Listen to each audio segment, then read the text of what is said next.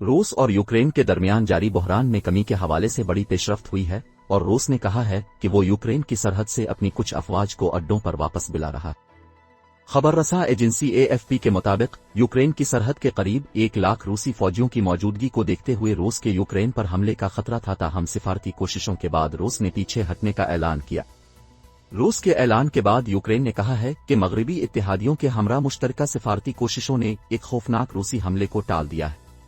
Ukraine के वजीर खारजा दमित्रियो कुलिबा ने सहाफियों से गुफ्तगू करते हुए कहा कि हम और हमारे इत्तेहादी रूस को मजीद पेश कदमी से रोकने में कामयाब हो गए।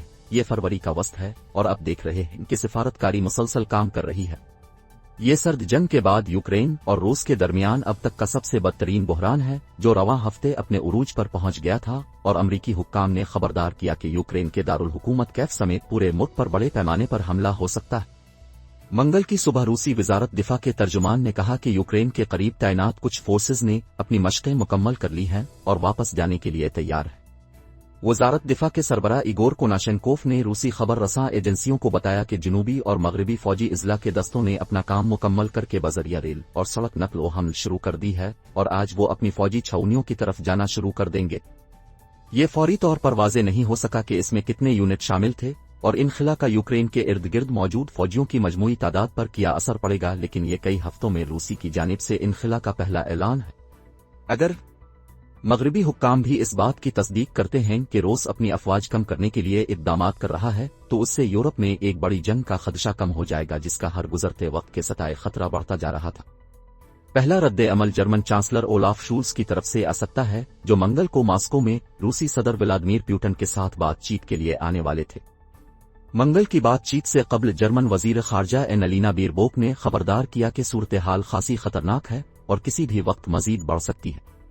उन्होंने एक बयान में कहा कि कशीदगी में कमी की जिम्मेदारी वाज़ेह तौर पर रूस की है और ये मॉस्को की जिम्मेदारी है कि वो अपने फौजियों को वापस बुलाए। हमें पुरअमन हल तक पहुंचने के लिए बातचीत के तमाम जराए इस्तेमाल करने चाहिए। पीर के रोज पुतिन के वज़राए खारजा और दिफा ने कशीदगी में मुमकिना कमी का अंदिया दिया था। पुतिन से मुलाकात के दौरान वजीर खारजा सरगेई लावरोफ ने कहा था, यूक्रेन और मगरिब दरमियान मुआहदे का हमेशा एक इम्कान मौजूद है। उन्होंने पुतिन को बताया था कि यूरोपीय दारुल हुकूमतों और अमरीका में रहनुमाओं के साथ तबादला ख्याल में रूस के अहदाफ के हुसूल के तहत पेशरफ्त का काबिल अमल रास्ता नजर आता है। इस दौरान वजीर दिफा सरगेई शोइगु ने पुतिन को बताया था कि दिसंबर में शुरू की गई कुछ रूसी फौजी मशक़ें खत्म हो रही हैं और मजीद मुस्तकबिल करीब में खत्म हो जाएंगी।